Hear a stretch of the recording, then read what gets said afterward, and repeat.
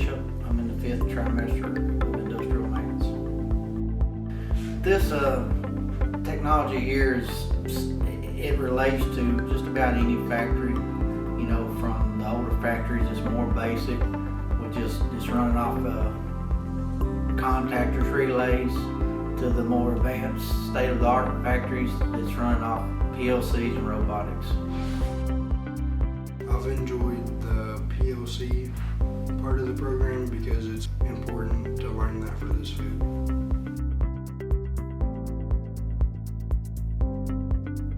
The instructors are very knowledgeable, and the sky's the limit on what you can learn here and how deep you want to go with it.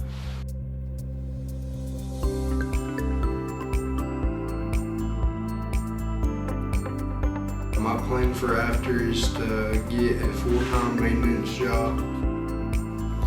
Well, currently I'm already a maintenance technician. Everything I do, I push myself to be the best I can be in that field. So don't really have no end in sight, just to go as far in maintenance as I